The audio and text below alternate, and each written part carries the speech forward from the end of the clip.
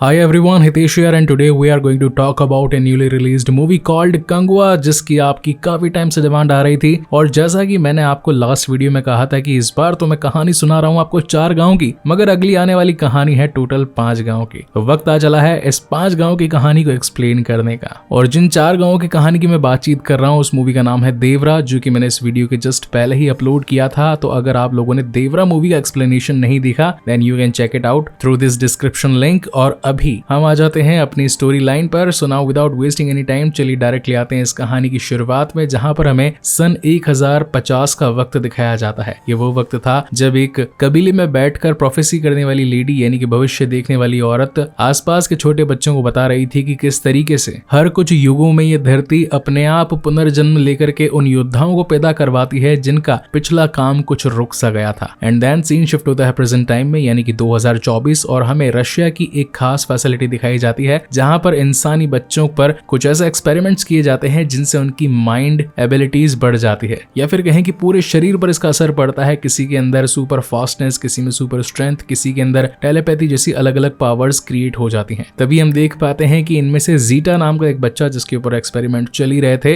वो इन गुंडों की नजरों से बचकर भाग जाता है। अब ये बहुत ही महंगा प्रोजेक्ट था तो वहां पर जितने भी सिक्योरिटी गार्ड्स थे उस जीटा नाम के बच्चे को पकड़ने में लग जाते हैं, मगर कैसे तैसे वो बाहर एक चलती ट्रेन पर पहुंच जाता है और बचकर निकल जाता है। और अब जैसा कि उन ह्यूमन एक्सपेरिमेंट्स की वजह से हर किसी की माइंड एबिलिटी बढ़ जाती है तो वो अपने पिछले जन्म के भी सारे बीते वाक्यों को याद कर पाता है और फिर एक तस्वीर बनाता है जो कि होती है सूर्य की, यानी कि none other than the hero of this movie called Kanguva. तो बेसिकली इस वाले जन्म में कंगुआ का नाम होता है फ्रांसिस, जो कि एक बाउंटी हंटर होता है, अपने दोस्त कोल्ट के साथ में काम करता है। तो इनका काम ही होता है कि जिस तरीके से बच्चे स्कूल तो जाते हैं एजुकेशन के लिए, मगर एग्जाम पास करने होते हैं तो कोचिंग्स एक्स्ट्रा में लेनी पड़ती है। तो उसी तरीके से अगर पुलिस वालों को देश की गंदगी साफ करनी है, मगर अगर कोई क्रिमिनल हद से ज्यादा ही बड़ा हो तो वहां पर ये बाउंटी हंटर्स काम में आते हैं जो कि पुलिस वालों को काम आसान कर देते हैं। मगर शहर में सिर्फ यही बाउंटी हंटर्स नहीं थे, इनके अलावा एक टीम और थी जिसके अंदर एंजेला और उसका दोस्त जेम्स साथ में थे। और आए दिन इन दोनों ग्रुप्स के बीच में टक्कर हो जाया करती थी। कभी कोई ग्रुप बोलता है कि ये मेरा शिकार है तो कभी कोई दूसरा ग्रुप बोलता है कि ये मेरा शिकार है, मगर पुलिस को तो सिर्फ देश से गंदगी साफ करने से मतलब था। अब ऐसा करते करते दिन आगे निकलने लगते हैं। रशियन टीम भी उस जेटा नाम के बच्चे को ढूंढने लगती है जो कि इस वक्त इंडिया में गोवा पहुंच चुका था। अब यहाँ पर हम गोवा में ही देख पाते हैं कि फ्रांसिस को एक और बड़े क्रिमिनल को पकड़कर लाने की जिम्मेदारी दी गई होती है, मगर गलती से कोल्ट से गोली चल जाती है और वो क्रिमिनल वहीं मारा जाता है। अब ये दोनों सोचते हैं कि किसी ने हमें देखा नहीं तो चुपके से यहाँ से निकल जाएंगे, मगर सामने वही बच्चा यानी कि जीटा खड़ा होता है और ऐसी नजरों से देखने लगता है मानो जैसे कि कंगुआ यानी कि फ्रांसिस को जानता हो। अब यहाँ पर कोल्ट और फ्रांसिस को ट्रैक करते करते दूसरा ग्रुप यानी कि एंजेला और जेम्स भी पहुंच जाते हैं, जिन्हें भी उसी क्रिमिनल को पकड़ करके पुलिस वालों से अच्छा मोटा दाम कमाना था। मगर उन्हें वहां सिर्फ वही छोटा बच्चा मिलता है यानी कि जेटा, तो वो उसे अपने घर पर ले जाती है। मगर जब ये बात फ्रांसिस को पता चलती है कि वो बच्चा जिंदा है, कभी भी इनकी पोल खुल सकती है, तो वो जेटा को लेने के लिए पहुंच जाता है और कहता है कि आज से मेरी जिम्मेदारी। और अब वो उसे कार में बिठाकर अपने घर लेकर जाने ही लगता है कि तभी जेटा को पुराने फ्लैशबैक्स आने लगते हैं और उसे मिर्गी का दौरा पड़ जाता है। इसी दौरान वो उसे हॉस्पिटल लेकर के जाता है जहाँ एमआरआई स्कैन होने पर डॉक्टर्स का कहना था कि ऐसा लगता है मानो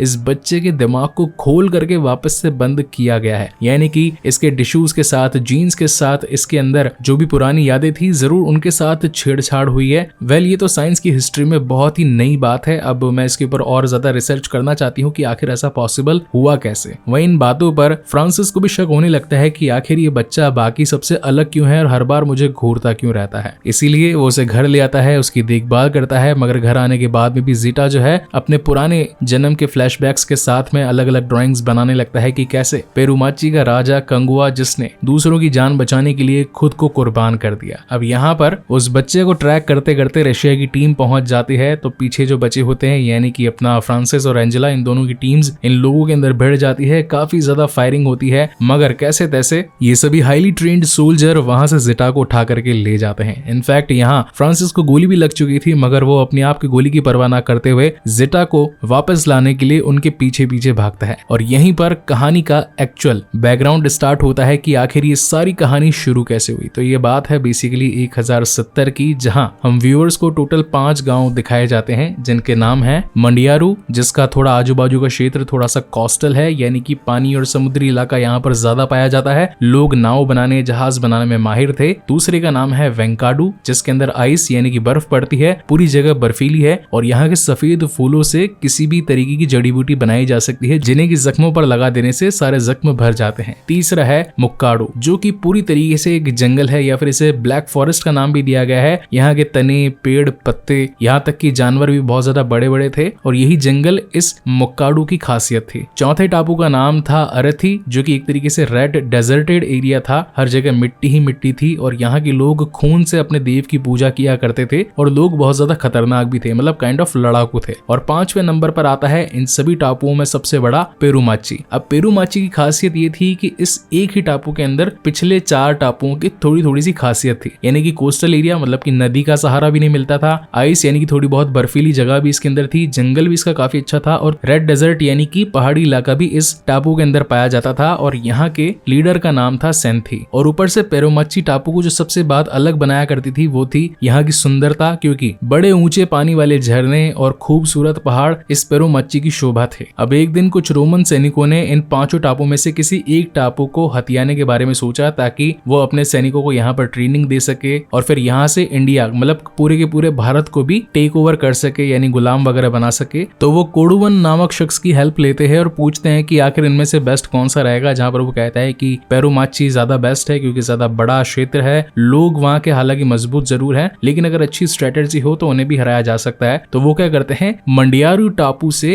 एक पर्सन को बुला लेते हैं जो कि एक ट्रेडर था, मतलब कि शेयर मार्केट वाला ट्रेडर की बात नहीं कर रहा हूँ, जो व्यापार करते हैं उन्हें भी ट्रेडर ही कहा जाता है, यानी छोटी मोटी चीजों का या ऑब्जेक्ट्स का लाना ले जाना एक टापू से दूसरे टापू, तो that is called also trade. इस पर्सन का नाम होता है मनियासन। अब ये क्या करता है, ये जाता है सीधा सेंथी के पास में और कहता है कि रोमन सैनिक अपने कुछ जहाज और बनाना चाहते हैं, इसके लिए उन्हें कुछ जवानों की यानी कि लेबर की आवश्यकता है। तो मैं चाहता हूँ कि पेरुमाची के लोग जो कि हर काम में माहिर है, मतलब लकड़ी के औजार बनाने में, मछुआरागिरी करने में, लड़ने में, बहुत सारी चीजों के अंदर पेरुमाची इज बेस्ट, तो मैं आपके 100 लोग यहाँ से ले जाना चाहता हूँ, इसके बदले उनको पैसा मिलेगा, उनका घर परिवार बढ़ेगा और एक तरीके से एट द एंड हमारे पेरुमाची का नाम होगा कि भैया रोमन सैनिकों की मदद किसने करी, पेरुमाची टापू ने करी। तो सेंथी इस बात को सुनकर के अपने 100 मजबूत लौंडे मनियासन के साथ भिजवा देता है। अब यहाँ पर जो है मनियासन ने ऑलरेडी अपने कुछ मंडियारू लोगों को बुला लिया था और ये सभी मिलकर के उन सभी पेरुमाची लोगों के हाथ काट देते हैं, क्योंकि मनियासन की रोमन सैनिकों के साथ में डील हुई थी कि एक हाथ के बदले 2 सोने के सिक्के मिलेंगे और अब ऐसा करते करते वो बहुत ज्यादा अमीर होने लग गया था। तो फिर से एक बार पेरुमाची जाता है, सेंथी से गुहार लगाता है कि वो जो 100 लोग थे कम पड़ रहे हैं, मुझे 100 लोग और चाहिए। तो सेंथी इस बार अगेन बिना कुछ सोचे समझे अपने 100 लोग उनके साथ में भेज देता है और जैसे कि मनियासन का प्लान था कि वो एक खाली प्लेस पर इनको बुलवाएगा, फिर पीछे से और दूसरे मंडियारों को बुलवा लेगा और इन सभी पेरुमाचियों को मरवा देगा, मगर इस बार उसके साथ हो जाता है घपला, क्योंकि लास्ट टाइम जो 100 लोग उसने मंगवाए थे उसमें से एक बंदा जो ये सारी हरकतें देख रहा था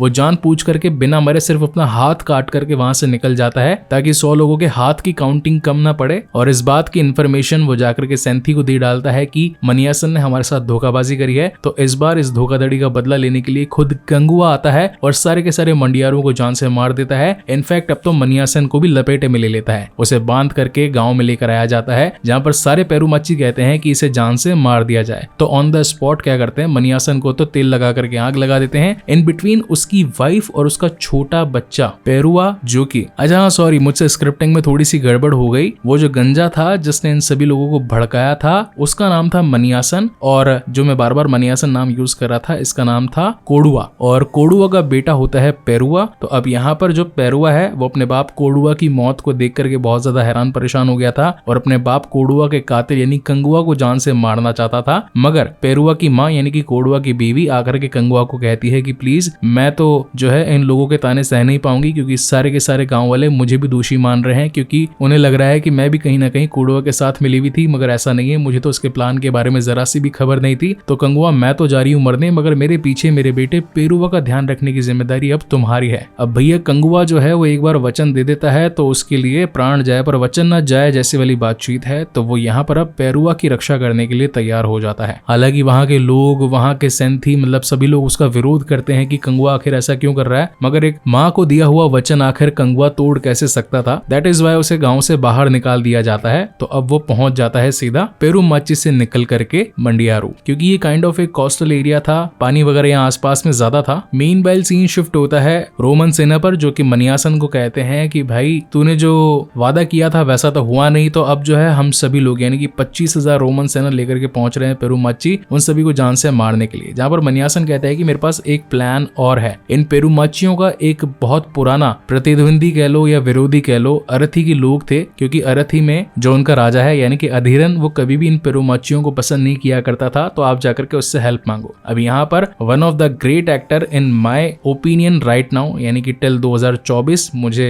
भैया बॉबी देओल फैन हो गया, मतलब एनिमल मूवी देख करके मैं तो उनकी एक ग्रैंड एंट्री होती है यानी कि अधिरन की। अब अधिरन के गांव में ये खास बात थी कि ये लोग क्या करते हैं, खून से अपने देव की पूजा करते हैं, और इस पूजा कर लेने के बाद में अधिरन को जो टास्क मिलता है कि जाकर के पेरूमाचियों को खत्म कर देना है, इसके बदले रोमन सैनिक इस पूरे टापू को सोने का टापू बना देंगे। तो अधिरन इस बात पर अग्री हो जाता है और निकल पड़ता है कंगुआ और उसके पूरे टापू को खत्म करने के लिए। मीनवाइल जब कंगुआ उस छोटे बच्चे यानी जीटा या फिर कहें कि पेरुआ के साथ में मंडियारू टापू के लिए निकल रहा था, तो बीच रास्ते में उस पर हमला होता है। काफी सारे लोग कंगुआ को जान से मारने की कोशिश करते हैं। अब एक तरफ जहाँ कंगुआ उन लोगों से भिड़ा पड़ा है, ऊपर से पेरुआ भी अब कंगुआ को जान से मारने की कोशिश करता है, सिर्फ इसलिए क्योंकि उसने उसके बाप को जान से मार दिया था। बट फाइट को खत्म कर लेने के बाद में कंगुआ उसे विश्वास दिलाता है कि देखो मेरी मौत पर सिर्फ तुम्हारा अधिकार है, मगर इस वक्त मेरे लोगों को मेरी जरूरत है, पहले इनसे लड़ने दो। जो दूसरी टीम यानी कि अरथी की टीम आने वाली है उससे मेरे लोगों को सेव कर लेने दो, उसके बाद में तुम मुझे जान से मार देना, मुझे कोई परवाह नहीं है। अब यहाँ पर हमें एक बड़ा अच्छा बॉन्ड दिखाया जाता है काइंड ऑफ बाप और बेटे का। तो कंगुआ बीइंग फादर यहाँ पेरुआ को खुश करने के लिए अलग अलग चीजें करता है, जैसे कि समुद्र में से शंख ला करके दे देता है, उसे मछली मारना सिखाता है, पेड़ों पर चढ़ना सिखाता है, शिकार करना सिखाता है, काफी अलग अलग ट्रेनिंग भी देता है। और एक बार तो उसके ऊपर मगरमच्छ अटैक कर देता है, तो मगरमच्छ से भी लड़ करके उसकी जान बचाता है। हालांकि इस फाइट के दौरान मगरमच्छ ने पेरुआ का पैर काट लिया था, मगर फिर भी कैसे तैसे कंगुआ उसे जान से मार करके पेरुआ को एक गुफा में बिठा करके उसके पैर की मलम पट्टी करता है और दिन रात उसकी सेवा करता है। वहीं अगले सीन में दिखाया जाता है कि अरथी गांव के अंदर मतलब अरथी टापू पर रोमन सैनिक पहुंचे होते हैं और कहते हैं कि लास्ट टाइम हमने तुम्हें कंगुआ को खत्म करने का ऑर्डर दिया था, मगर तुम तो अपने ही लोग मरवा कर आ गए, तो आखिर ये काम कब कंप्लीट होगा? हमने तुम्हें जो सोने के सिक्के दिए थे वो हमें वापस दे दो। इस बात पर आ जाता है अधिरन को गुस्सा और वो वहीं पर रोमन सैनिकों को जान से मार डालता है और कहता है कि ना तो सोने के सिक्के दूंगा और ऊपर से अब जो तुम्हारा दुश्मन था यानी कि कंगुआ, अब वो मेरा भी दुश्मन बन चुका है क्योंकि उसने लास्ट फाइट के अंदर मेरे 2 बेटों को जान से मार दिया। अब ये बात उसका तीसरा बेटा थुप्पन सुन लेता है और खुद ही लड़ने पहुंच जाता है या फिर कहीं की नुकसान पहुंचाने के लिए पहुंच जाता है पेरूमाची। अब कहानी में हुआ ऐसा होता है कि हर जगह बात तो फैल जाती है कि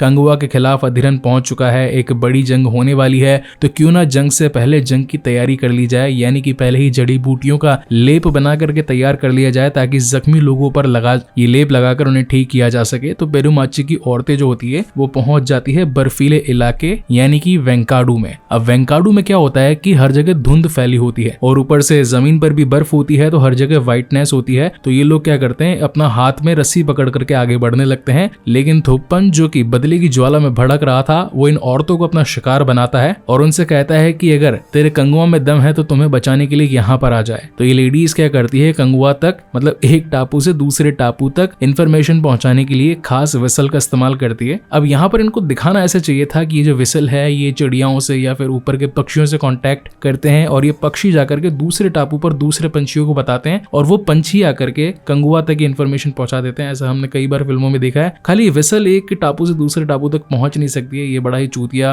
कॉन्सेप्ट था इनका। खैर अपने को क्या है, अपन तो कहानी की ओर आगे बढ़ते हैं। तो बेसिकली अब कंगुआ तक इन्फॉर्मेशन पहुंच जाती है कि उसकी गांव की यानी कि पेरूमाची की औरतें खतरे में हैं। इस वक्त वहां 15 अरथियों ने उन्हें घेर लिया है और ये टोटल 25 औरतें थी पेरूमाची की। तो कंगुआ का कहना था कि तुम ज्यादा हो गिनती में, उनको ठोक बजा दो। तो अब ये क्या करती है, जितनी भी यहाँ पेरूमाची की औरतें होती है वो कहती है कि देख, जिस तरीके से अंत तेरे पुराने 2 भाइयों का हुआ इसी तरीके से अंत आज तेरा भी होगा, क्योंकि हमें खुद कंगुआ ने फाइट करना सिखाया था। अब यहाँ पर एक एक औरत जो भी यहाँ पर जड़ी बूटी लेने के लिए आई थी वो सभी मिलकर के इन अरथियों पर भारी पड़ जाती है और उनकी लड़ने की स्टाइल में आंखों में कहीं ना कहीं थुप्पन को कंगुआ का खौफ नजर आ रहा था। और एट द एंड होता भी यही है, ये सभी औरतें मिलकर के थुप्पन के हाथ पैर काट देती है, उसे पूरी तरीके से निस्ते नाबूद कर देती है। अब ये बात पहुंच जाती है भाई साहब अरथी के मेन किंग यानी कि अधिरन तक भी। तो इन सभी के बीच में एक मीटिंग होती है, यानी कि 5 टापू के 5 राजाओं के बीच में एक मीटिंग बिठाई जाती है, जहां पर सेंथी का कहना था कि भाई आखिर तुम लोग हम पर हमला कैसे कर रहे हो, तुम्हें हमला करने की कोई मेन वजह तो पता नहीं है, आखिर कैसे तुमने हमारी बहन बेटियों पर हाथ डाला। जबकि अधिरन का कहना था कि तुम्हारे गांव की वजह से मेरे अभी तक 3 बेटे मर चुके हैं, मुझे तो आ रहा है बहुत गुस्सा। अब इनकी फाइट जो है कहीं और पर होने वाली थी, मगर अधिरन के गुस्से की वजह से मेन चट्टानों पर यानी कि पेरुमाची के अंदर ही फाइट स्टार्ट हो जाती है। And the fight was literally epic. बड़े बड़े सेट्स लगाए गए थे, काफी ज्यादा बजट था। अच्छा हाँ, बजट तो मैं आप लोगों को बताना भूल गया, ऑलमोस्ट 350 करोड़ लगा करके ये मूवी बनाई गई है और एक तरीके से देखा जाए तो इंडिया की हाई बजट मूवीज में काउंट होती है। Now coming back to the main story, Adhiran को आ चुका था गुस्सा और वो सेंथी के पीछे पड़ चुका था और अब तो उसे मारने के लिए एक ऊंची चट्टान पर भी चढ़ जाता है। हालांकि इस वक्त तक उसे बाकी 3 अलग अलग टापुओं के तीर लग चुके थे, यानी कि मंडियारू जो कोस्टल वाला इलाका था,